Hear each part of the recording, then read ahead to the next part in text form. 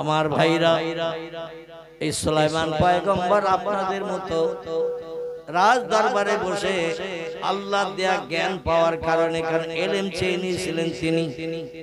এই জ্ঞান চেয়ে নেওয়ার কারণে আল্লাহ আসমানি জ্ঞান তারে দান করেছেন।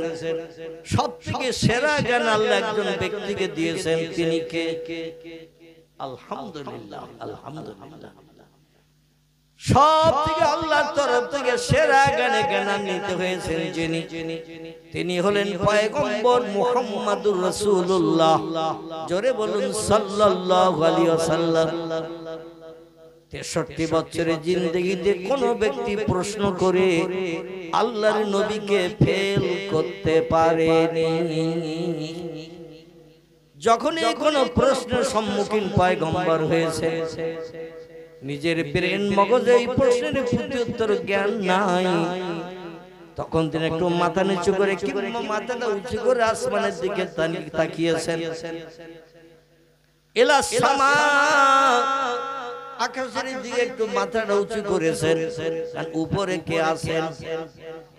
উপরে তার নিচে কে? আমাদের মেয়েরা বলে নিচে মা খাকি আর উপরে আল্লাহ। এই শুনেছেন? এই মেয়েরা বলে না, বলে না, এরকম বলে। মাঝে মধ্যে ছাদের উপরে ধান নেড়িতেছে, ঝমঝম করে পানি এসে বলে আল্লাহ চোখ নেই। আমি দুটো ধান নেড়ে দিয়েছি ছাদের রোদ দেখে, আর অমনি মেঘ দিয়ে ঝমঝম করে পানি, আল্লাহ চোখ নেই। কারো যদি একটা বাচ্চা পুকুরের পানিতে নাউজুবিল্লাহ ডুবিয়ে মারা যায়, সে বলে আল্লাহর বিচার নেই।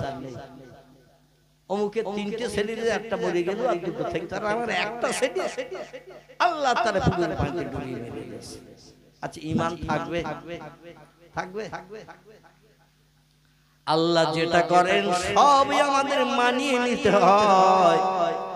এই মানিয়ে নেওয়াটার নাম হলো ঈমান।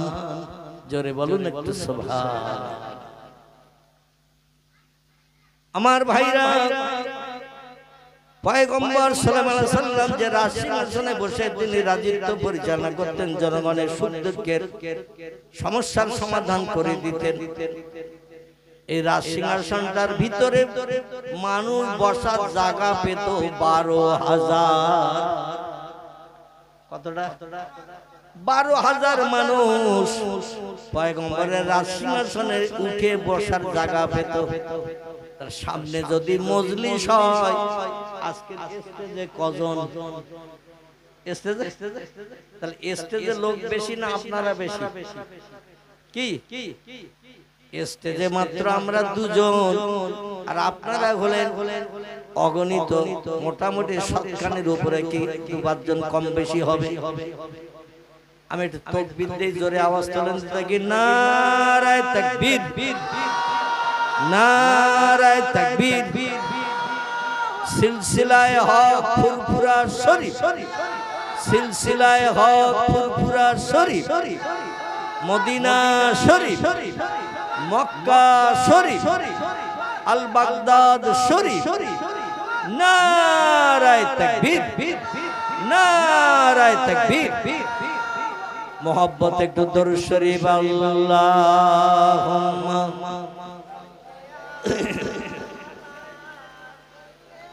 মাওলানা মুহাম্মদ ওয়া আলা আলি সাইয়্যিদিনা।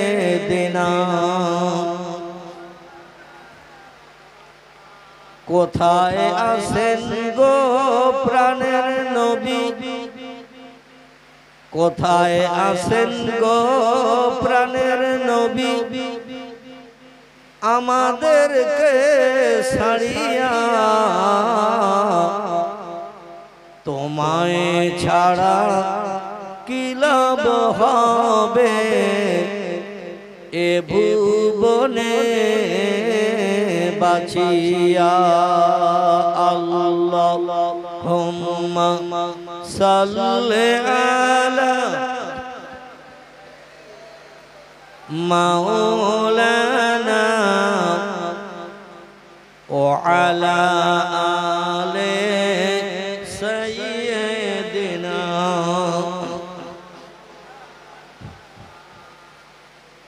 অসুবিধা হচ্ছে না তো কারো?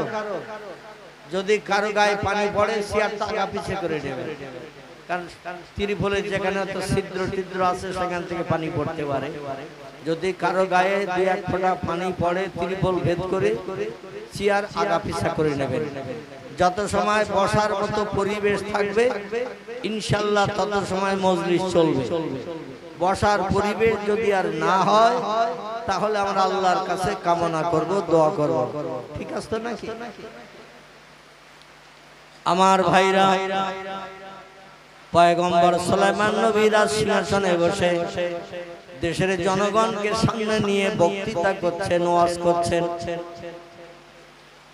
এমন সময় একজন মানুষ দৌড়িয়ে ছুটে হাঁপাতে হাঁপাতে দৌড়িয়ে ছুটে এসেছে। এসে মজলিসে বসে না, লোকটা সরাসরি পয়গম্বর সুলাইমান নবীর রাজ সিংহাসন, রাজতত্ত্ব, এই যে স্টেজ বলছিলাম, স্টেজ এসে পয়গম্বরের কাছে লুটিয়ে পড়ে সুলাইমান বক্তব্য রাখছেন। আগের যুগের মানুষ কথা বললে হাওয়ার মাধ্যম দিয়ে 2-1000, 2-5000, 10,000, 20,000 মানুষের কানেও আওয়াজ পৌঁছে যেত। যেমন আমাদের ফুরফুরার পীর সাহেব আবু বকর সিদ্দিক আল কুরাইশি, যার মতাদর্শের উপর আমরা বসবাস করি বা চলি। দাদা হুজুর কেবলা আজীবন কাল খালি মুখে ওয়াজ করেছেন। উনি মারা গেছেন যখন তখনও মাইকের আবিষ্কার হয়নি। বোঝা গেল? উনি মারা গেছেন যখন বাংলা 1347 সাল, বাংলা 1347 সাল চৈত্র মাসের 3 তারিখ শুক্রবার, মনে থাকবে? বাংলা 1347 সাল চৈত্র মাসের 3 তারিখ শুক্রবার দাদা হুজুর কেবলা ইন্তেকাল করেছিলেন। আর বসিরহাটের আল্লামা রুহুল আমিন রাহমাতুল্লাহ আলাইহি বাংলা 1352 সাল কার্তিক মাসের 16 তারিখ শুক্রবার, মনে থাকবে? দাদা হুজুরের প্রধানতম খলিফা ছিলেন যিনি, তিনি ছিলেন আল্লামা রুহুল আমিন রাহমাতুল্লাহ আলাইহি। কত বড় আধ্যাত্মিক জগতের জ্ঞানী মানুষ আল্লাহ তারে বানিয়েছিলেন। বলেছিলেন, বাবা বড় মাওলানা, আল্লাহ আমার ইন্তেকাল করবেন জুমার দিন।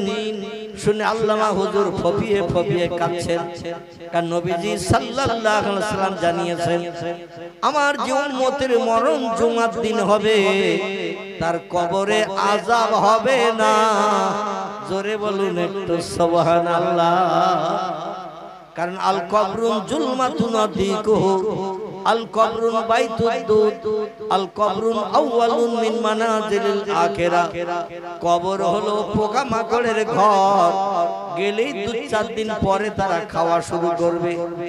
কবর হলো অন্ধকার বধির কারাগার, কেউ কারো দেখতে পাবে না, কেউ কারো নজরে পাবে না। অমাবস্যার অন্ধকার রাতের থেকেও ঘোরকৃষ্ট অন্ধকার, কেউ কিছুই দেখতে পাবে না। শুধু যারা খাবে তারাই শুধু খাদ্য অন্বেষণ করবে কবরের ভিতরে, আর খাবার জিনিস কোন দিকে আছে।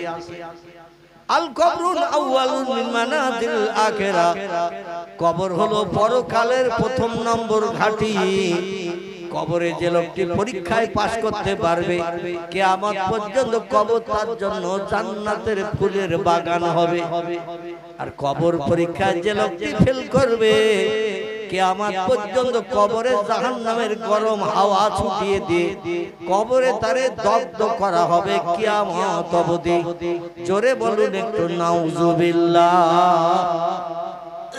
আল্লাহ যেন আমাদের হেফাজত করেন। পয়গম্বর মুহাম্মদ রাসূলুল্লাহ জানিয়েছিলেন, ফাতেমা নবীর মেয়ে বলে চিন্তা করিও না, কবর তোমার ছেড়ে দেবে। ও ফাতেমা, আমার মহব্বতের সাহাবী আলী রাদিয়াল্লাহু স্ত্রী বলে যে আলীর হাসরে কোনো হিসাব নিকাশ হবে না, বিনা হিসাবে জান্নাতে চলে যাবে আলী। যে আলীর বিবি হিসাবে তুমি কবরে কিন্তু রেহাই পাবে না। ও ফাতেমা, জান্নাতের যুবকদের সরদার হবে আমার দুইজন নাতি, একজনের নাম ইমাম হাসান আর একজনের নাম ইমাম হোসেন। আল্লাহ ওয়ালা, আল্লাহ প্রেমিক, খোদা ভক্ত, ইসলাম শরীয়তের পূর্ণ পায়ওয়ালা এই দুইজনের মা বলে তুমি মনে মনে চিন্তা করিও না, কবর তোমার সঙ্গে দুর্ব্যবহার করবে না।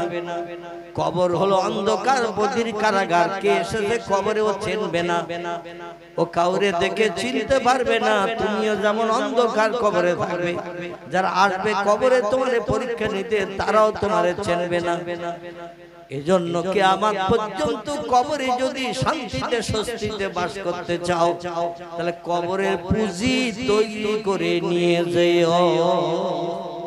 জোরে বলুন একটু সুবহানাল্লাহ। আমার ভাইরা, এই ভয়ঙ্কর কবরের যাত্রী আমাদের সকলকে সাজতে হবে। সকলে বলুন আমিন। এখন মরণের পরেই 2-1 মাস ঘরে রাখা হয় না, কবরে 2-1 দিনের ভিতরে রাখা হয়। 2-1 মাস ঘরে রেখে তারপরে দাফন কাফন করতে হবে, এরকম চিন্তা ভাবনা আমরা কি নেই? 1-2 দিনের ভিতরে আপনজন যদি দূর দূরান্তে থাকে খবর দেয়া হয়, টেলিফোন করা হয়, তাদের আসতে যতটুকু সময়, একটাই মাত্র ছেলে কিংবা একটাই মাত্র মেয়ে আসে দূরে 2-1000 কিলোমিটার দূরে, বলে দিল আমার না যাওয়া পর্যন্ত যেন মাটি দিও না। তাই তখন বাধ্য হয়ে তারে বরফ লাগিয়ে ফ্যানের হাওয়া লাগিয়ে রাখা হয়। যেই এসে যায় চেহারা দেখিয়ে তারে কবরে দাফন করা হয়। সেই কবরে আমাদেরও যেতে হবে না, হবে না, যেতে হবে। এই চিন্তাটা একটু মগজে নিয়ে আজকের ওয়াজটা একটু শুনুন, তাহলে লাভ হবে। পয়গম্বর সুলাইমান নবীর কাছে যে লোকটা হাঁপাতে হাঁপাতে দৌড়িয়ে দৌড়িয়ে হাঁপাতে হাঁপাতে এসে লুটিয়ে পড়েছে স্টেজের উপরে, পয়গম্বর বলছেন মান আনতা মা ইসমুকা ইয়া আখি, কে তুমি, তোমার নাম কি, পরিচয় কি? আমি বক্তৃতা করছি, হাজার হাজার জনগণ সামনে বসে বক্তৃতা শুনছে। তখন মাইকের পরিচালনা হয়নি, খালি মুখে ওয়াজ হতো। আর হাজার হাজার মানুষ মজলিসে বসে থাকলে দূরের মানুষেরাও সামনের মানুষের মতো একই রকম আওয়াজ শুনতে পেত। কারণ ফুরফুরার মুজাদ্দিদ জামান আবু বকর সিদ্দিক 50,000 মানুষের সমাগম হয়েছে জলসায়। 50,000, 60,000, 70,000, আওয়াজ কম করো, 60,000, 70,000 মানুষের আনাগোনা হয়েছে। হুজুর স্টেজে বসে ওয়াজ করতেন, সামনের মানুষটা যেমন আওয়াজ শুনতে পেত, আল্লাহ হাওয়ার মাধ্যম দিয়ে 60,000 মানুষের পিছনে যে লোকটা বসে থাকতো একই রকম আওয়াজ শুনতে পেত। শুধু তাই নাই, তার প্রধানতম খলিফা আল্লামা রুহুল আমিন রাহমাতুল্লাহ আলাইহি, তার জামানাও মাইকের প্রচলন হয়নি, তিনিও খালি মুখে ওয়াজ করতেন। 10-12 হাজারের কম মানুষ হতো না, উপরে 50, 60, 1000, 1 লক্ষ মানুষের সমাগম হতো। সামনের লোকটা যেমন আওয়াজ শুনতে পেত, 1 লক্ষ লোকের পিছনে যে লোকটা বসে থাকতো পীর সাহেবের রুহানি দোয়ার বাবরকতে তার শাগরেদের মুখের আওয়াজও পিছনের মানুষ তেমন শুনতে পেত। জোরে বলুন একটু সুবহানাল্লাহ। আমার ভাইরা, পয়গম্বর সুলাইমান নবী বলছেন কি খবর ভাই, তুমি দৌড়িয়ে হাঁপাতে হাঁপাতে আমার স্টেজে এসে কেন বসেছো? বলে হুজুর আমারে বাঁচান, আমারে বাঁচান। বলে কি হয়েছে তোমার, তুমি আমার স্টেজে এসে বসেছো? এমন কারো বাবার ক্ষমতা নাই তোমার একটা পশমের ক্ষতি করার, কারণ আমি দেশের বাদশা, আর যত মানুষ বসে আছে সামনে সব আমার প্রজা। কোন প্রজার বাবার ক্ষমতা না আমার স্টেজে আমার কাছে এসে কারো গায়ে হাত দিতে পারে, কারো কোনো ক্ষতি করতে পারে, কারো কোনো চপেটাঘাত করতে পারে, কারো কোনো গালিমন্দ করতে পারে। উচিত শিক্ষা তারে দেব, কারণ আমি ন্যায় বিচার করে থাকি। জোরে বলুন সুবহানাল্লাহ। বলে কি হয়েছে, তুমি এত ভয় পাচ্ছ কেন? বলে হুজুর একটা শত্রু ভয়ঙ্কর বিকট চেহারার লোক আমারে ধরতে আসতেছে, আমি যেখানে যাচ্ছি পালাচ্ছি, কিছু সময় পরই দেখছি সে আবার আমার সামনে এসে হাজির। চেহারা যেমন বিকট, হাতগুলো তেমন লম্বা, মুখের ফেস কাটিংটা এত বিশ্রী দেখতে, আমি দেখে বড় ভয় পাচ্ছি, আতঙ্কিত হয়ে গেছি। যেখানে যে পালাচ্ছি সেখানে সামনে সে দাঁড়িয়ে ভয়ঙ্কর চেহারা রূপ আমার দেখাচ্ছে, আমারে ধরতে আসে, আমারে ধরে নিয়ে বোধহয় মেরেই ফেলে দেবে। বিরাট ভয়ঙ্কর চেহারার মানুষ। হুজুর তাই দৌড়াতে দৌড়াতে দৌড়াতে দৌড়াতে আমি আপনার রাজদরবারে রাজসিংহাসনে এসেছি, কারণ আপনি ছাড়া আমার ওই শত্রুর হাত থেকে, ওই হিংস্র চেহারার ব্যক্তির হাত থেকে আমারে রক্ষা করবে এমন কোন মানুষ আছে বলে আমার মনে হয় না। তা আপনার কাছে এসেছি হুজুর, আমার বিবি বিধবা হবে, সন্তান এতিম হয়ে যাবে, দুনিয়ার অর্থ সম্পদ ঘর বাড়ি যা আছে সব আমার হাতছাড়া হয়ে যাবে। লোকটা ধরে যদি একটাবার আষাঢ় দেয় কিংবা আমার গলা টিপে ধরে আমার নাক বন্ধ করে দেয়, দেহ থেকে প্রাণ বেরিয়ে যাবে। তার চেহারা আমি দেখছি বড় ভীত সন্তুষ্ট হয়েছি, ভয়ঙ্কর ভীত হয়েছি। আপনি অন্তত ওই শত্রুর হাত থেকে আমারে বাঁচান। পয়গম্বর সুলাইমান বলছে কোন দিকে শত্রু? বলে ওই তো আপনার কাছে এসেছে বলে আপনার কাছে আসছে না, আমি আপনার কাছে এসে বসেছি বলে আপনার কাছে আসছে না, তো ওই সামনে দাঁড়িয়ে আছে আর আমার ইশারা করে বলছে ওখান থেকে সরে যা, ওখান থেকে সরে গেলে আমি তোরে ধরবো, প্রাণ নাশ করবো। হুজুর এখন ওই শত্রুর হাত থেকে আমার নিষ্কৃতির ব্যবস্থা করে। পয়গম্বর সুলাইমান বলছে বাবা এখনো আছে? বলে নাম হ্যাঁ। বলে এখনো যখন আছে তাহলে আমি একটু চেষ্টা করে দেখি, তুমি দেখতে পাচ্ছ আমি দেখতে পাচ্ছি না, আমি একটু দেখি কোন শত্রু কোন দুশমন তোমার আজ ক্ষতি করার জন্য, প্রাণ নাশের জন্য, তোমারে ধরে আষাঢ় মারার জন্য, জীবন নাশ করার জন্য সামনে সে ভয় দেখাচ্ছে। সুলাইমান নবী মাথা নিচু করে একটু টেলিফোন করেছেন আল্লাহর কাছে,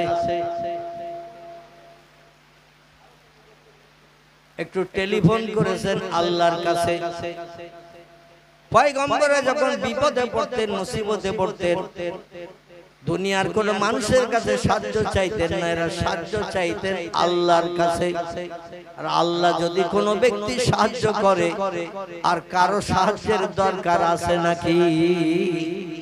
আছে আর কারো সাহায্য দরকার? আল্লাহ সাহায্যই হলো বান্দার জন্য এনাফ, যথেষ্ট।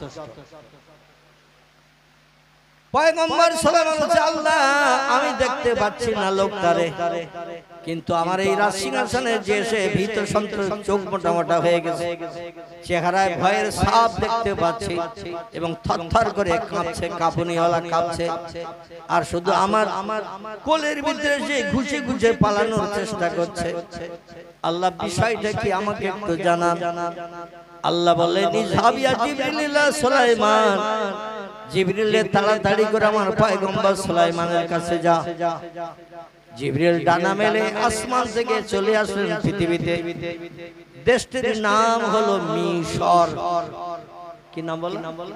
মিশর। মিশর মিশর আরবি ভাষায় দেশের নাম হলো মেসর। কি নাম? মেসর। মেসর বাংলা ভাষা আমরা বলি মিশর।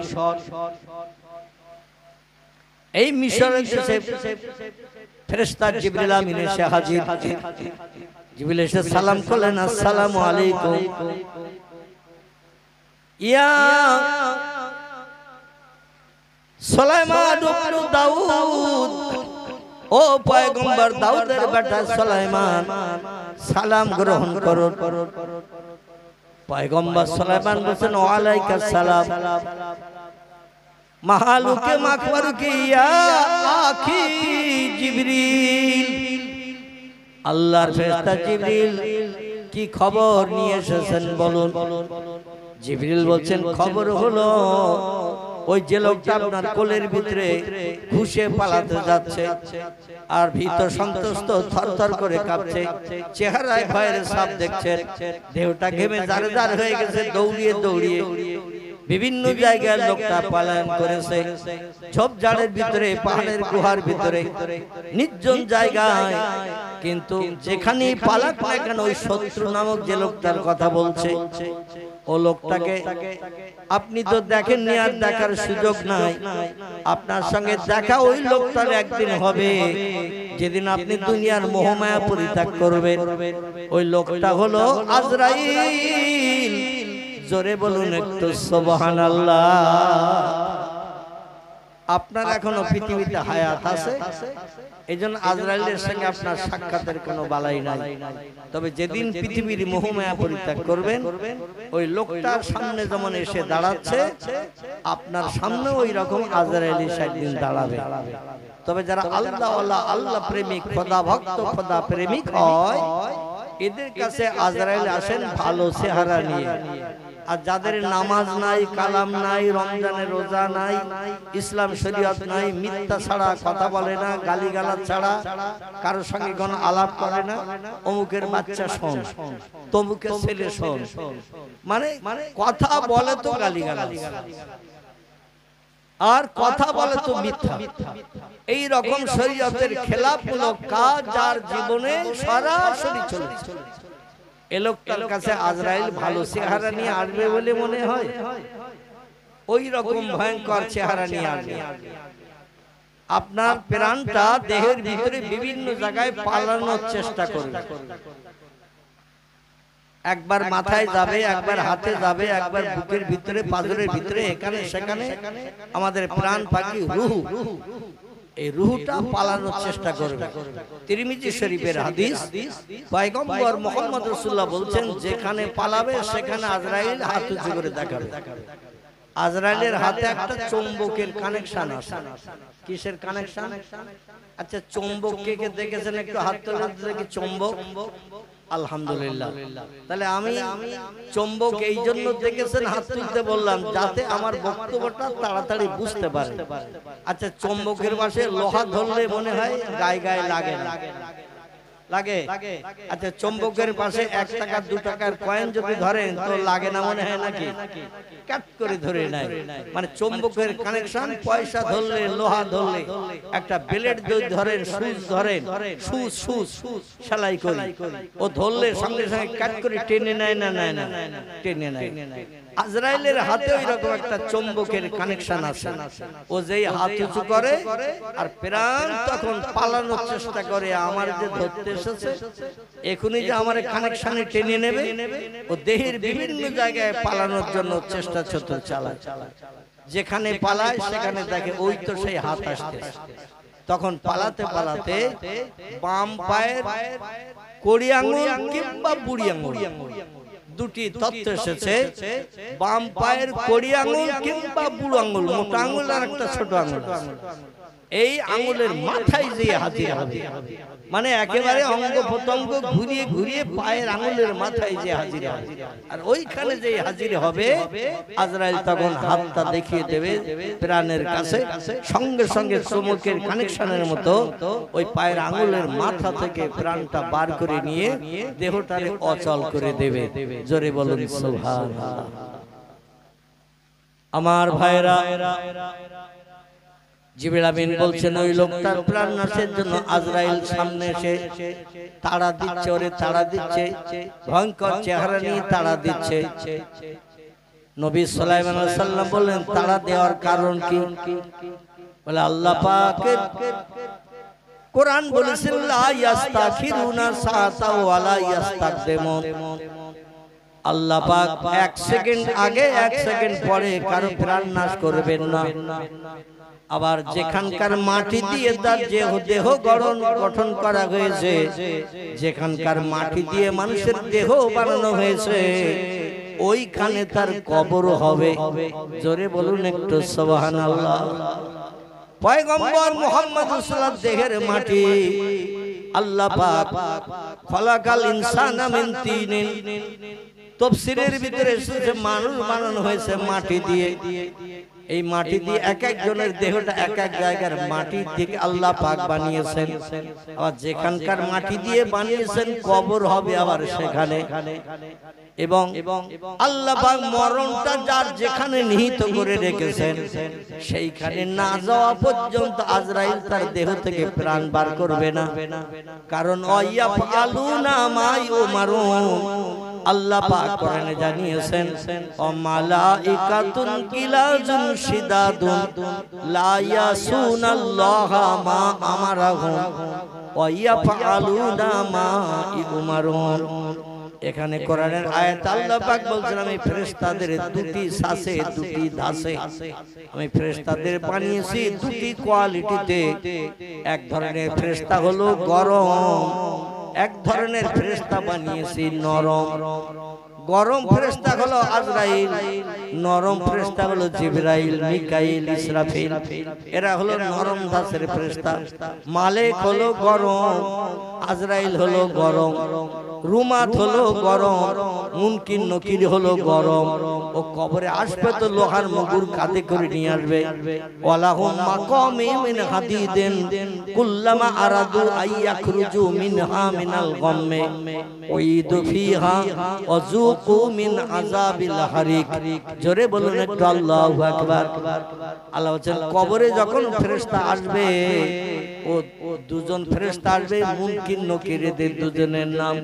ওরা কাঁধে একটা করে লোহার মুগুর নিয়ে কবরে ঢুকবে। মুগুর কিন্তু কাঠের মুগুর না। হাদিদ শব্দের বাংলা অর্থ হলো লোহা। লোহা মাকামে মিন হাদিদেন, লোহার বানানো মুগুর কাঁধে করে নিয়ে আসবে। প্রশ্ন করবে তিনটি, উত্তর সঠিক দিলে মুগুরের ঘা খেতে হবে না। আর প্রশ্নের উত্তর যদি দিতে না পারি ও মুগুরের ঘা মারবে মাথায় কবরে বসিয়ে। কবরে শোয়া অবস্থায় কবরে দাফন হয়, ওই লাশ জিন্দা করে কবরে বসানো হয়। বসিয়ে প্রশ্ন করবে মান রব্বুকা, উত্তর যদি সঠিক হয় আলহামদুলিল্লাহ, আর উত্তর যদি সঠিক না হয় ওই মুগুর কাঁধের থেকে এবার নিয়ে দুই হাত দিয়ে ধরে গুরুম করে নারী হোক বা পুরুষ হোক মাথায় মেরে দিয়ে দেবে। আর মাথায় মেরে দেওয়ার কারণে 70 গজ মাটির তলায় ঢুকে যাবে। কগজ হাতে কহা 140 হাত। আচ্ছা 140 হাত কোন কিছু নিয়ে যদি আপনি জমিনে যদি চেপে পুঁততে যান শক্ত মাটিতে, ও কতটা যাবে? যাবে না। নরম কাদা টাদা হলে কিছুটা অন্তত যাবে, কিন্তু কবরের তলার মাটি শক্ত থাকে না নরম থাকে? দেখবেন মাটি অ্যাডজাস্ট হয়ে শক্ত থাকে।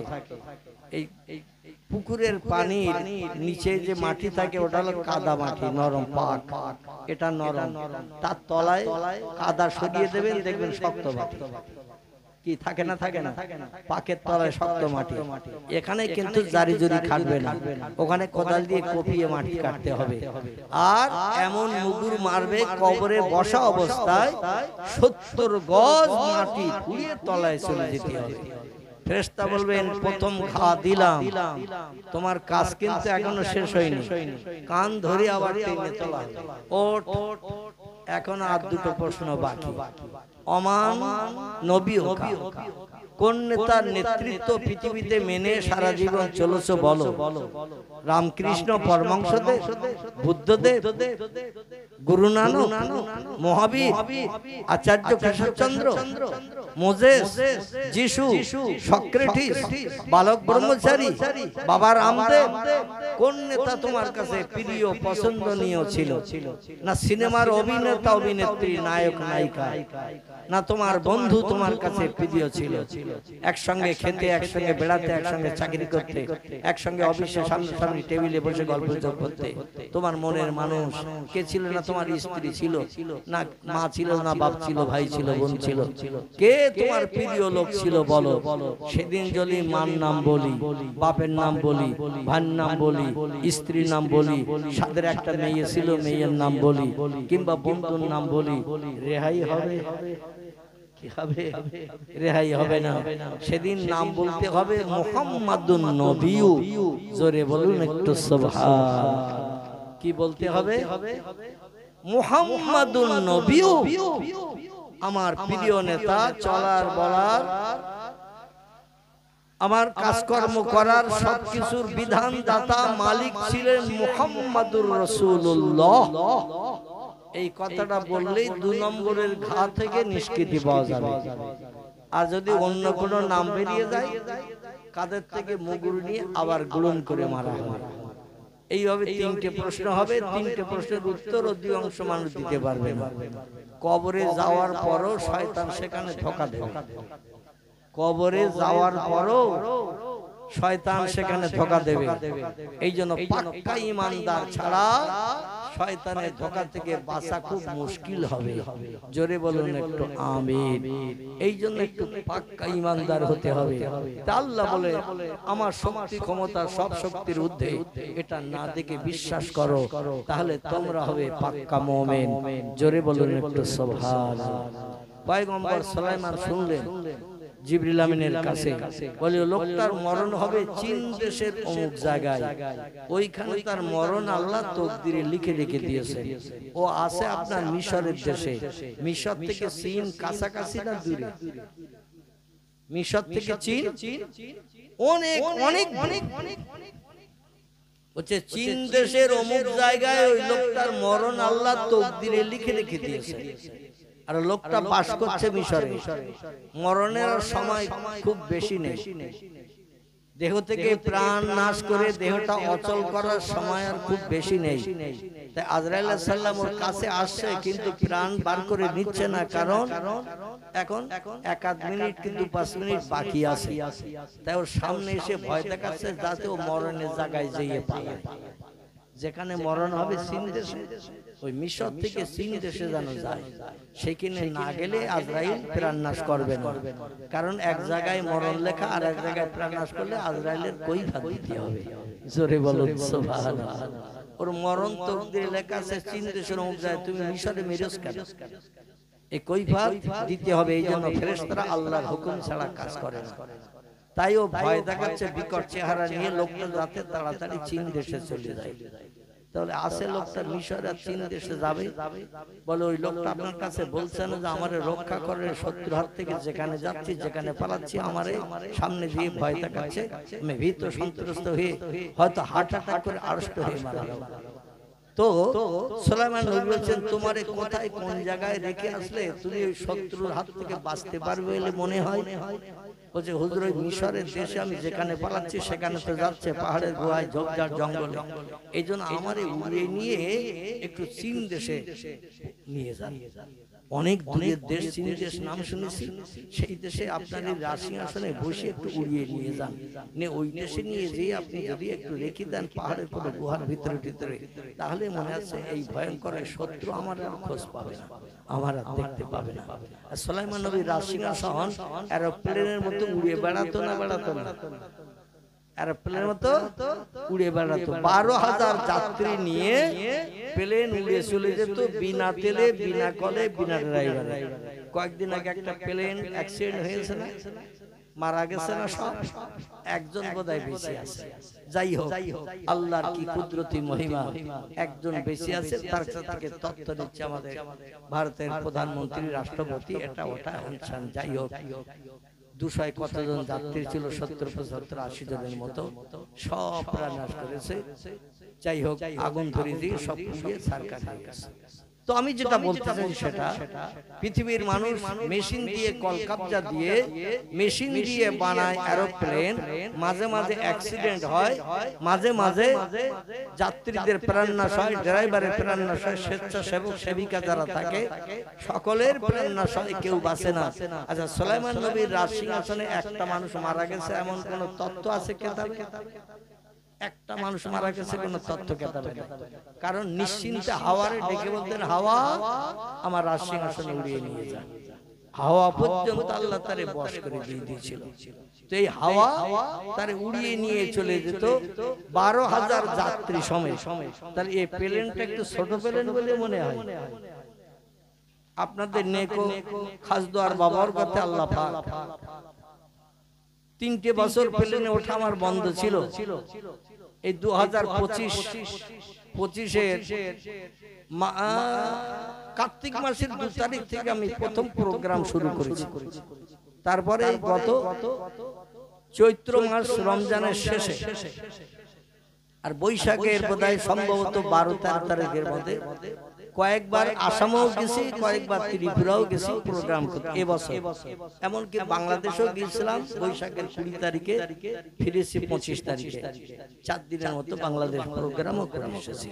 তো যেটা আমি বলতে চাচ্ছি সেটা ওই 180, 85, 190 জন করে যাত্রী ধরে সচরাচর স্বাভাবিক পেলে 180, 85, 90 মানে 3টে করে সিট, 2টো লাইন, মাঝখানে একটা পথ। যে প্লেন গুলো 2টো করে সিট, মাঝখানে একটা পথ, ওতে খুব বেশি যাত্রী ধরে না, কিন্তু 3টে করে সিট আছে, 2 ধারে 2টো লাইন, মাঝখানে একটা পথ, এতে 180, 85, 90 পর্যন্ত ধরে। আবার এমন বড় বড় প্লেন আছে, যেমন যে প্লেন আমি হজ পাকে গিয়েছিলাম 2002 সালে, সেই প্লেনে ছিল 3টে লাইনে সিট, আর এক এক লাইনে 3টে করে সিট, 3টে লাইন, মাঝখানে 2টো পথ। তো এ মাথা থেকে ও মাথা নজরে দেখা যাচ্ছে এত লম্বা। যাই হোক 700, 750 মতো যাত্রী এক একটা প্লেনে নিয়ে গেছে। প্লেনটার নাম লেখা ছিল আগ্রা। কি নাম বললাম? আগ্রা। আগ্রা আমাদের উত্তরপ্রদেশ আছে না, আগ্রা তাজমহল, ওই আগ্রার নাম লেখা ছিল। তো 700-800 যাত্রী ধরবে একটা প্লেনে, এ মাথা থেকে ও মাথা দেখতে পাওয়া যায় না। আর যার রাজসিংহাসনে বসে 12,000 লোক যায়, তাহলে ওটা কেমন আকারের হবে মোটামুটি একটা আইডিয়া করলে বুঝতে পারবে। ওই রাজসিংহাসনে বসে হাওয়ারে ডাক দিলে, হাওয়া, এই লোকটা সব শত্রুর হাত থেকে নিষ্কৃতি পাবে, যাতে প্রাণ নাশ করতে না পারে, ক্ষতি করতে না পারে। এই জন্য হাওয়া, তুমি উড়িয়ে নিয়ে চলো আমার রাজসিংহাসনে লোকটা নিয়ে চীন দেশে চলো। হাওয়া যেই বলেছেন, হাওয়ার সঙ্গে সঙ্গে পয়গম্বর সুলাইমান সমেত লোকটারে নিয়ে উড়িয়ে নিয়ে চলে যাচ্ছে। এক মুহূর্তের ভিতরে মিশর থেকে চীন দেশে যাওয়ার পর জমিনে উপর দিয়ে যখন যাচ্ছে, পাহাড় টপকে টপকে যাচ্ছে, বহু পাহাড় পর্বত ঝোপঝাড় জঙ্গল টপকে যাওয়ার পরে লোকটার মনে মনে ইচ্ছা হলো, বহু দূর দেশে যে বহু পাহাড় হাজার হাজার টপকিয়েছি, নদী নালা সাগর পাড়ি পাড়ি দিয়েছি, নিশ্চয় শত্রু এখানে আর আসতে পারবে না। বলে, হুজুর আপনি এখানে আপনার প্লেন নামান, রাজসিংহাসন নামান, এইখানে কোন একটা সেফটি জায়গায়, ভালো জায়গায় আমার আশ্রয়ের সুযোগ করে দিন, যাতে ওখানে আমি অন্তত আশ্রয় নেই শত্রুর হাত থেকে নিষ্কৃতির জন্য। সুলাইমান বললেন, যেখানে তোমার পছন্দ সেখানটায় বলো, আমি সেখানে তোমারে দিয়ে দেব। লোকটা একটা পাহাড়ের গুহার ভিতরে খাদ গর্ত গুহা, গুহার ভিতরে থেকে বললো, এই জায়গাটা আমারে রেখে দেন, নিশ্চয় শত্রু এখানে আমার আর খুঁজে পাবে না। যেই পাহাড়ের গুহার ভিতরে লোকটারে দিয়ে সুলাইমান নবী রাজসিংহাসন উড়িয়ে নিয়ে আবার মিশরে চলে এসেছেন, দেশের প্রজাদের সুখ দুঃখের ভাগিদার বনার জন্য।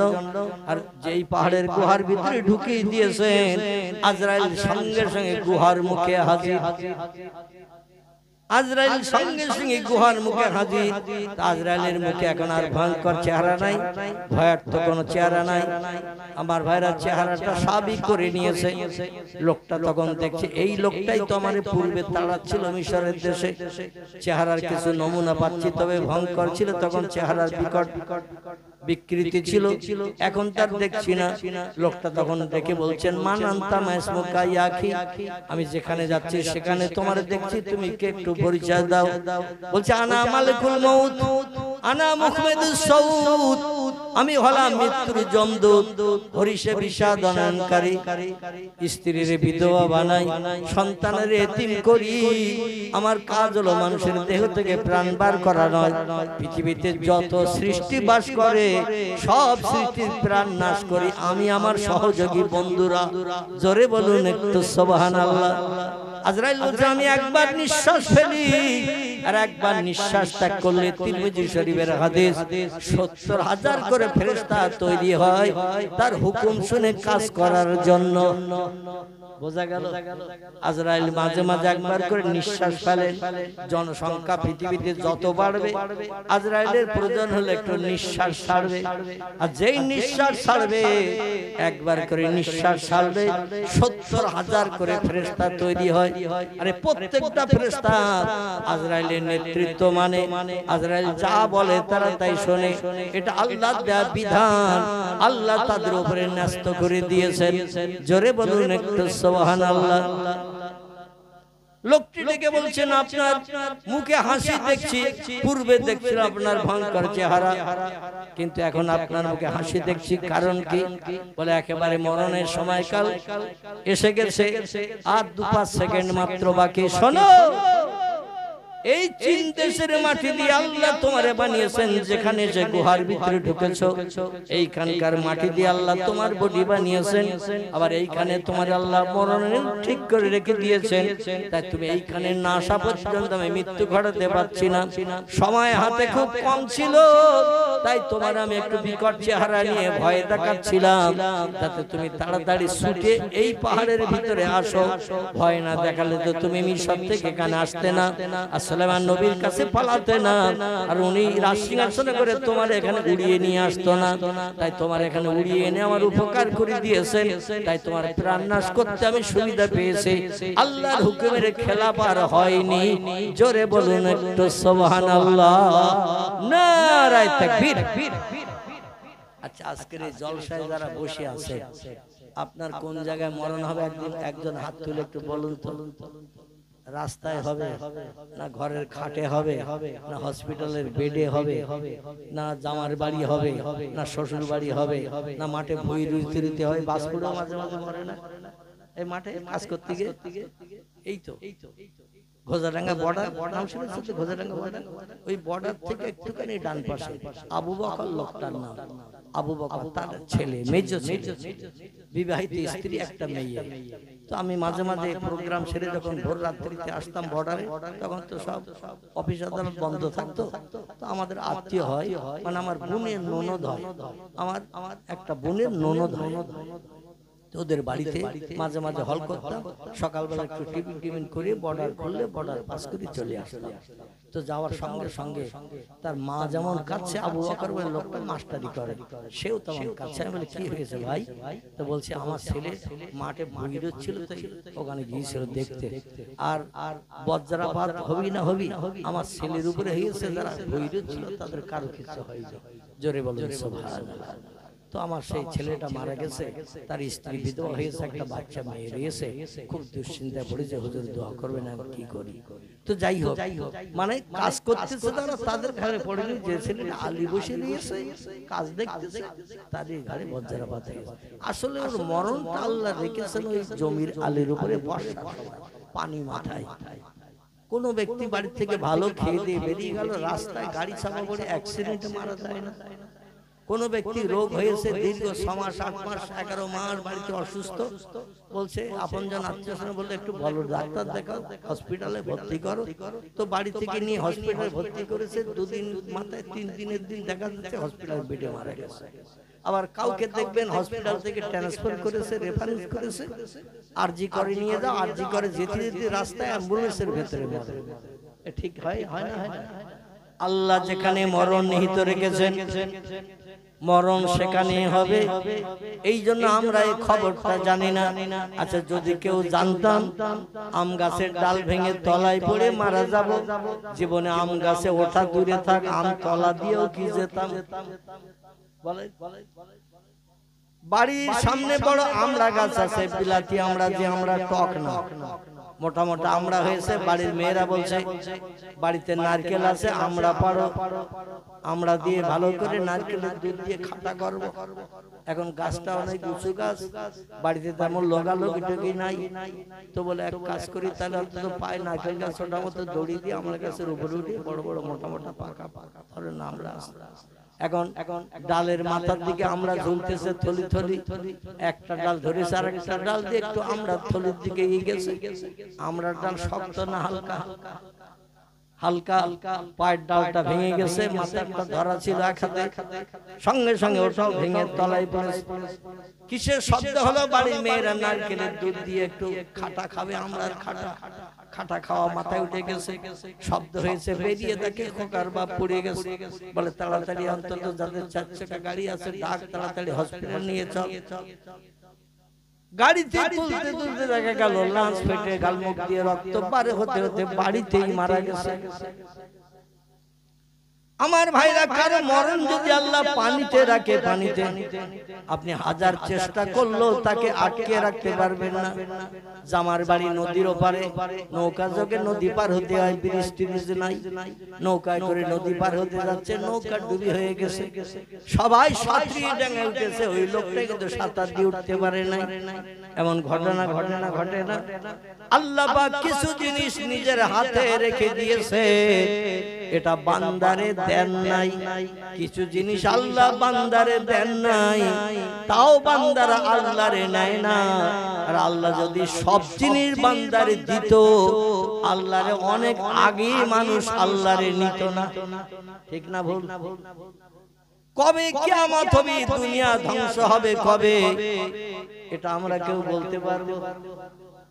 পশ্চিম দিকে কবে সূর্যোদয় হবে, ডগমগ করে ঠেলে উঠবে, আমরা কেউ বলতে পারবো? মায়ের পেটে যে বাচ্চা আছে, ডাক্তারি পরীক্ষা এখন ছেড়ে কিনে মাঝে মাঝে তথ্য দেয়, কিন্তু এই তথ্যটা কিছুটা সত্য হয়, আবার কিছু মিথ্যাও হয়। আমার গ্রামে একটা ছেলে আছে, তার 5টা ছেলে, স্ত্রী 6 নম্বরে প্রেগনেন্ট হয়েছে, সন্তান সম্ভবা। বলে একটা মেয়ের চিন্তা ভাবনা, তাদের 5টা ছেলে, একটা মেয়ে হলে ভালো হয়। তো 6 নম্বরে আল্লাহ তার স্ত্রীকে প্রেগনেন্ট করেছে। প্রেগনেন্ট হওয়ার পরে মেয়েদের প্রতি মাসে মাসে যে রোগটা হয়, রোগ বন্ধ হয়ে গেছে, মানে সন্তান সম্ভবা হয়েছে, এটাই নমুনা টপ করে বোঝা যায়। যতদিন প্রতি মাসে মাসে রোগ হবে তখন প্রেগনেন্ট থাকবে না, যখনই প্রতি মাসে মাসে রোগটা সেরে যায় তখনই বোঝা যায় প্রেগনেন্ট হয়েছে। 2 মাস 4 মাস হয়েছে, স্বাভাবিকের থেকে পেটের একটু উচ্চতা বেশি, বলে একটু পরীক্ষা নিরীক্ষা কর, আবার ছেলে হলে ঘর বাঁধবো কোনে, জায়গা দেবো কোনে, জায়গা জমি তো তেমন কিছু নেই, আবার ছেলে 5টা, আরেকটা হলে তো 6টা হয়, 6টা ছেলের ঘর বাঁধার জায়গা নেই, আবার তাদের ভবিষ্যৎ জীবনে সুখ দুঃখের জন্য আমার তো অর্থ সম্পদ নেই, চল ডাক্তারের কাছে পরীক্ষা করতে যাই। আমাদের বসিরহাটে, আমার গ্রামের, তো বসিরহাটে ডাক্তার দেখাতে নিয়ে গেছেন, নামটা আর বলছি না। বসিরহাটে ডাক্তার দেখাতে নিয়ে গেছে, বিজ্ঞানী পরিকল্পনা মেশিন দিয়ে যাচাই করে বলছে পেটে আওয়াজ ছেলে। ডাক্তার কি বলতে? 5 নম্বর ছেলে, পরস্পর ছেলে, 5টা ছেলে, 6 নম্বরে তোমার স্ত্রী পেটে আওয়াজ ছেলে। বলে আওয়াজ ছেলে হবে, যে দুশ্চিন্তা সেই দুশ্চিন্তা। স্ত্রী বলছে হয়েছে, আছে যখন তো আর নষ্ট করবো না, আল্লাহ যখন ছেলে দিয়েছে হোক। স্বামী বলছে তুই যা করিস তাহলে তাই হোক। 9 মাস 10 দিন কাল অতিবাহিত যেই হয়ে গেল, সবাই চিন্তা ভাবনা করে আবার ছেলে হবে, 5টা ছেলে 6টা হবে। বাচ্চা ডেলিভারি হলো যেদিন, দেখা গেল একটা মেয়ে। কি হয়েছে আমার ভাইরা? 6 নম্বরে হয়েছে মেয়ে। তাহলে মেশিনও মাঝে মাঝে ফেল করে না, করে না? মেশিনও মাঝে মাঝে ফেল করে, কিন্তু আমার আল্লাহ পাকের কোন কাজে কোনদিন ফেল হয়? ফেল হয়? আল্লাহর কাজে কোনদিন ফেল হয় না। এজন্য আল্লাহ পাক কোরআনে বলছেন, ইয়া আইয়ুহাল্লাযীনা আমানু, ও দুনিয়ার ঈমানদার মুমিন মুমিনা নরনারী, আমার উপরে ঈমান আনো, বিশ্বাস স্থাপন করো, অকুনু মাস সাদিকিন, এবং সত্যবাদী ঈমানদার মুমিনদের দলে দলভুক্ত হও, এবং তোমরা ওসিলা তালাশ করো, ওসিলা তালাশ করো আল্লাহ ওয়ালা, আল্লাহ প্রেমিক খোদা ভক্ত যারা হবে তাদের কাছে যে তথ্য নাও, দেখবে তারা যে তথ্যটা হবে 100% সেটা আল্লাহ সত্যে পরিগণিত করিয়ে দেয়। জোরে বলুন একটু সুবহানাল্লাহ।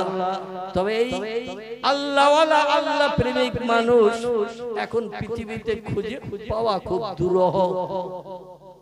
ঠিক বললাম না? আল্লাহ ওয়ালা আল্লাহ প্রেমিক খোদা ভক্ত মানুষ পৃথিবীতে খুঁজে পাওয়া খুব দুরূহ। একটা দলের মানুষ পৃথিবী আর খুঁজে পাওয়া যাবে না কিয়ামত পর্যন্ত। যাদের কথা সত্য, যেটা বলেছেন সেটা সত্য, মিথ্যা কোনোদিন রূপান্তরিত হয়নি, সেটা হলো নবী আম্বিয়ার দল। নবীরা যেটা বলেছেন পরবর্তীতে মানুষ অপেক্ষা করে ধৈর্য ধরে দেখেছেন সেটা বাস্তবে সত্য হয়েছে। সেই নবীর দল পৃথিবী থেকে উধাও হয়ে গেছে, উঠে গেছে আল্লাহর ডাকে সাড়া দিয়ে 1450 বছর আগে। কতদিন আগে? 1450 বছর আগে আল্লাহ পৃথিবী থেকে নবী পাঠানো বন্ধ করে দিয়েছেন। খাতামান নবিয়্যিন, নবীকে শেষ করে দিয়েছেন পৃথিবীতে পাঠানো। সত্য কথোপকথন, সত্য কথা বলা, মানুষের মগজের দুশ্চিন্তা দূর করার কাজ বন্ধ করে দিয়েছেন পয়গম্বর মুহাম্মদ রাসূলুল্লাহকে দিয়ে। 2 নম্বর আর একটা দলের মানুষ পৃথিবীতে এখনো কিছুদিন আছে এবং থাকবে, তবে এই পৃথিবী যখন শেষ লগ্নে চলে যাবে ওই দলের মানুষ আর খুঁজে পাওয়া যাবে না। সেটি হলো আমলে সালেহাকারী, সেটি হলো আমলে সালেহাকারী ব্যক্তি। এদের আরবি নাম বলা হয়েছে ওলি আউলিয়ার দল। জোরে বলুন একটু সুবহানাল্লাহ। আল্লাহ বলছেন মান আমানা বিল্লাহি ওয়াল ইয়াউমিল আখির ওয়া আমিলা সালিহান। খুব ভালো করে শুনেন। আল্লাহ বলছেন আমার উপরে যারা না থেকে বিশ্বাস করলো, ঈমান স্থাপন করলো, ওয়াল ইয়াউমিল আখির, পরকাল বলে একটা লম্বা জিন্দেগি আমি বানিয়ে রেখেছি। দুনিয়ার জিন্দেগি 10,000 বছর, 15,000, 20,000 বছর যদি পৃথিবীর বয়স হয়, পরকালের জিন্দেগিটা কিন্তু কোটি কোটি বছরের জিন্দেগি। দুনিয়ার জিন্দেগি মরণ অবশ্যম্ভাবী, মরণ হবেই হবে, কিন্তু পরকালের জিন্দেগিতে লা ইয়ামুতু আলাইকুম ফিহা, পরকালের জিন্দেগিতে কোনো মরণ নাই, কাউকে সেখান থেকে বাইরে কোনো জায়গায় ট্রান্সফার করাও হবে না। জোরে বলুন একটু আমিন। এই পরকাল না দেখে তোমাদের বিশ্বাস করতে হবে, সেটা ইয়াউমুল আখির, আখিরাত বলে যেটি আমরা বলি, আখিরাত, আখিরাত পরকাল। দুনিয়ার জিন্দেগির ফল পরকাল শুরু। আল্লাহ বলেন এটা না দেখে যারা বিশ্বাস করবে, আমারে প্রথম না দেখে বিশ্বাস করা, 2 নম্বর পরকাল না দেখে বিশ্বাস করা, 3 নম্বরের কাজ হলো আমেলা সালেহা, আমার হুকুম মোতাবেক আমলে সালেহা, ভালো কাজ, সৎ কাজগুলো যারা করবে, ভালো ভালো কাজ করবে, নামাজ পড়বে, রোজা রাখবে, দান সদকা করবে, মানুষের উপকার করবে, মানুষের প্রাণ নাশ করবে না, মিথ্যা কথা বলবে না, চুরি ডাকাতি ছিনতাই করবে না, মদের গ্লাসে হাত দেবে না, সুদের ব্যবসা করবে না, এমন করে কোন ব্যক্তি জীবন নাশ করে বিবি বাচ্চাদের বিধবা তিন বানাবে না। এই পৃথিবীতে আল্লাহর কোরআনের বিধান মোতাবেক চলবে। ও আমেলা সালেহান, ভালো কাজ, সৎ কাজ যারা করবে, আল্লাহ বলেন ফালাহুম আজরুহুম ইনদা রাব্বিহিম, আমি আল্লাহ পাক আমার তরফ থেকে তাদের উত্তম পুরস্কারে বিবেচিত করব। ফালা খাউফুন আলাইহিম, দুনিয়া ও পরকালে তাদের কোনো ভয় নাই, চিন্তা নাই, ওয়ালা হুম ইয়াহজানুন, এমনকি রাতের গভীরে বালিশে মাথা দিয়ে শুয়ে চিন্তা ভাবনা ভবিষ্যতের জন্য করতে হবে না। সব সমস্যার সমাধান আমি আল্লাহ আমার নিজের হাতে রেখেছি। জোরে বলুন একটু আমিন। তাহলে আমরা বুঝতে পারলাম আমলে সালেহা আমাদের করতে হবে। মুয়াজ্জিন প্রতিদিন মসজিদে আযান দিলে কি করতে হবে? আযান দিলে নামাজ আদায় করতে হবে। রমজান মাস আসলে শুরু থেকে শেষ পর্যন্ত সারাদিন দাঁতে দড়ি দিয়ে কোন জিনিস দাঁতে কাটলে হবে না, সন্ধ্যা পর্যন্ত অনাহারা থাকতে হবে। সকাল সন্ধ্যা সময় পেলে আল্লাহর পাক কালাম কোরআন মজিদ একটু তেলাওয়াত করতে হবে। আল্লাহর পাক কালাম কোরআন তেলাওয়াত করতে হবে। ওয়াজাক্কির ফাইন্না যিকরা তানফাউল মুমিনিন। আর যখন তুমি কোন জায়গায় নির্জন জায়গায় থাকবে, নিঃসুবাতায় থাকবে, আমি আল্লাহ আমার নামের জপ জিকিরের স্মরণ, সুবহানাল্লাহ, আলহামদুলিল্লাহ, লা ইলাহা ইল্লাল্লাহ জিকির একটু বেশি বেশি করে করো। কারণ ওয়াজকুরুল্লাহ কাসীরাল লাআল্লাকুম লাআল্লাকুম তুফলিহুন। আমার নামের জিকির, আমার নামের স্মরণ যারা পৃথিবীতে বেশি বেশি করে করবে, আমি আল্লাহ তাদের সব পরীক্ষায় সাকসেসফুল করিয়ে কোটি কোটি বছরের জন্য আমার জান্নাত তাদের জন্য হালাল বানিয়ে দেব। জোরে বলুন আমিন। তার আজকের আমার বক্তৃতার মূল উদ্দেশ্য হলো আজকের আসি কালকে থাকবে না। আজরাইল কখন আসবে, চাবি মোড়া দেবে, চমকের কানেকশনে দেহ থেকে প্রাণ বার করে নেবে, আমরা সে দিন জানি না।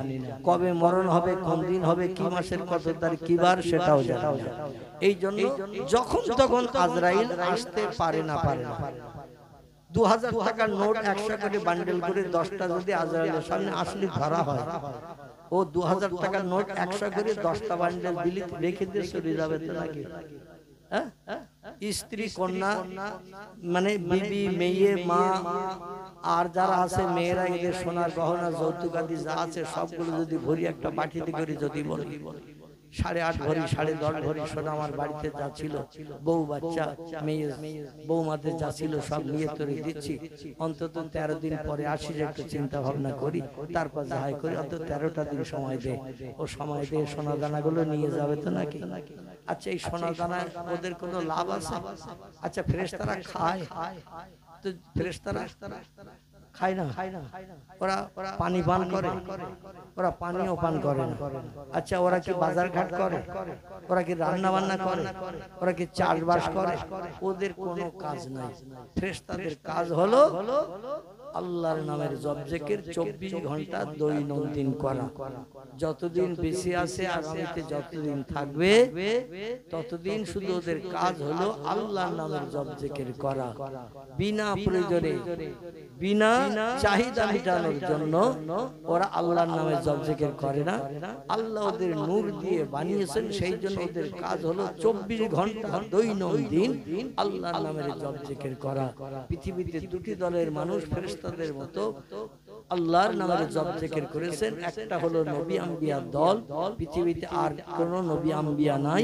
একটা হলো ওলি আউলিয়ার দল, এখনো আগামীতে কিছুদিন থাকবে, যতদিন মানুষ সত্য কথা বলবে, যতদিন মানুষ আল্লাহর উপরে বিশ্বাস স্থাপন করবে, আল্লাহ শক্তি সাহায্যকে মানুষ যতদিন পর্যন্ত হৃদয়ে দৃঢ় প্রতিজ্ঞাবদ্ধ বিশ্বাস করবে যে আল্লাহ শক্তির উপরে, ক্ষমতার উপরে আর কোনো ক্ষমতা নাই, আল্লাহ আমার জন্য যেটা করেন সেটাই যথেষ্ট, এই মনোভাবটা মানুষ যতদিন মনের ভিতরে রাখবে ততদিন ওলি আউলিয়া পৃথিবীতে থাকবে।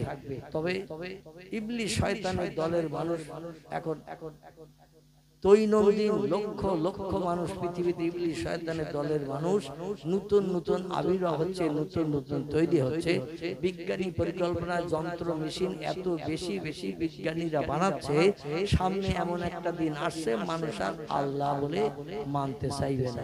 যা দরকার হবে মেশিন করে দেবে, যা দরকার হবে বিজ্ঞান সেটা করে দেবে। আল্লাহর সাহায্যের প্রয়োজন মানুষের লাগবে না। আর বিজ্ঞান যখন তখন এনি টাইম সুইচ টিপলে কাজ হয়ে যাবে। তখন বলে আল্লাহ নাই, যা চাচ্ছি তো বিজ্ঞান দিচ্ছে, আর যা চাচ্ছি বিজ্ঞান দিচ্ছে, বিজ্ঞানের যন্ত্রপাতি মেশিনের মাধ্যম দিয়ে পাচ্ছি যখন, তাহলে আল্লাহর ইবাদত করে কি লাভ? মসজিদে আর দিয়ে কি লাভ? রমজান রোজার কি লাভ? এমন একটা দিন আসবে সামনে মানুষ আর মসজিদ বুকে হবে না, ইবাদত আর করবে না, আল্লাহর নামে জপ জিকির করবে না, রাস্তাঘাটে চলবে, হোসট যদি খেয়ে নখ উঠে যায় তো বাপ গো, মারো, মা গো, বিজ্ঞান দর্শন করে ডাকবে, ও আল্লাহর নাম আর জবান উচ্চারণ করবে না। সেদিন সামনে আগমন করছে হাজির। আর এই সামনে আগমন হওয়ার আগে আল্লাহ যেন আমাদের ঈমানি হালাতে পৃথিবী থেকে বিদায় করিয়ে কবরে যাত্রীদের সঙ্গে আমাদের সকলকে একই যাত্রী বানান। সকলে বলুন আমিন, জোরে বলুন আমিন। সকলে উঠে দাঁড়িয়ে যান, নবীজির দরবারে একটু প্রাণ ঢালা সালাম আমরা মহব্বতের সঙ্গে পাঠ করি। ইয়া নবী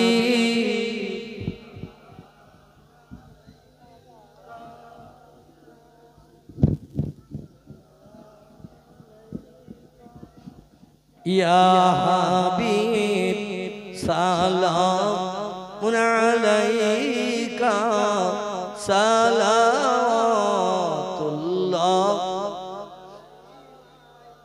বাগে ইব্রাহিম কে গুলহিন মালায়ে जिसके बुलबुल आप हैं जाते तवक्कुल सलावतुल्लाह अलैका या नबी सलाम अलैका या रसूल सलाम अलैका या हबीब सलाम सलावतुल्लाह जिब्राइल आवाज तुलिल আসমানের দরওয়াজা খোলো গো এসেছেন নবীদের সরদার হবে যে খোদা দিদার ইয়া নবী সালাম ইয়া রাসূল সালাম আলাইকা ইয়া সালাম আলাইকা সালাতুল্লাহ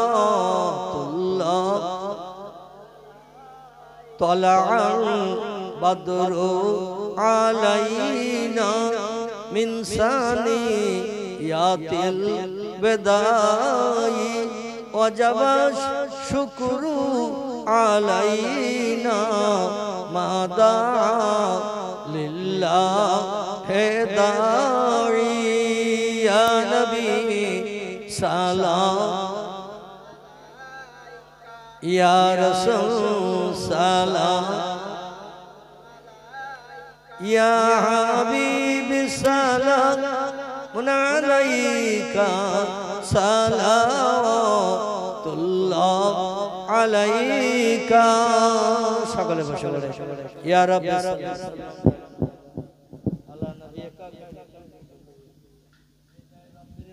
সালাম বরগুজিদা নবী পাক বলগল উলা বিকমালিহি কশফত দুজা বিজমালিহি হসনত জমিউ খিসালিহি সাল্লু আলাইহি আরবের বুকে মক্কার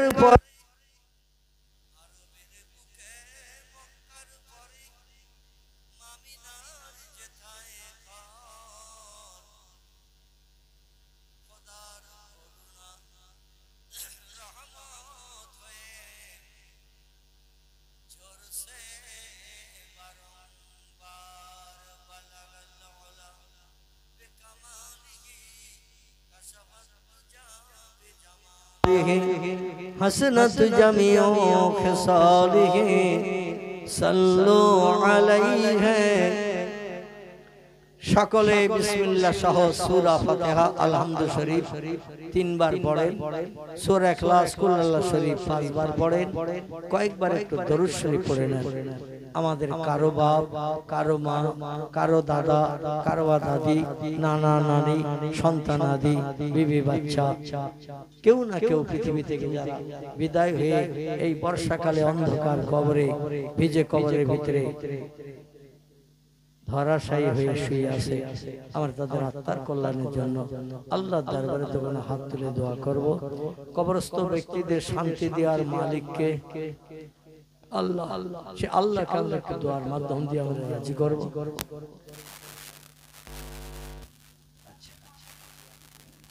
সকলে সূরা ফাতিহা 3 বার সূরা ইখলাস 5 বার কয়েকবার দরুদ শরীফ বিসমিল্লাহ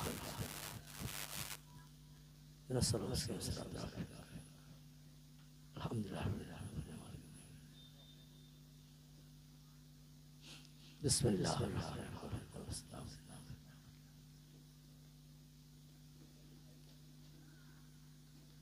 আল্লাহ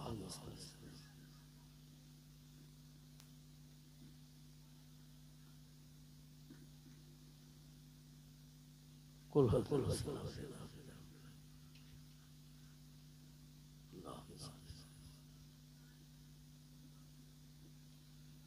اللهم صل على سيدنا محمد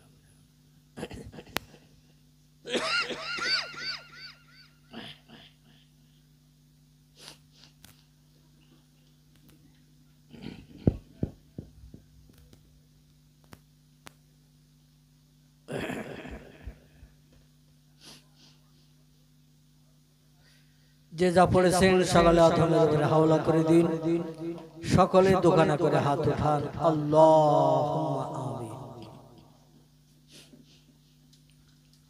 ইয়া ইলাহাল আলামিন ইয়া খায়রান নাসিরিন নাসরুম মিনাল্লাহি ওয়া ফাতহুন করিব ওয়াবাশশিরিল মুমিনিন ফাল্লাহু খায়রুল হাফিজিন। রব্বিগফিরলি যুনুবি ওয়ারহাম ওয়া আনতাল গফুরুর রহিম। রব্বানা ওয়াজআলনা মুসলিমাইন লাকা ওয়া মিন যুররিয়াতিনা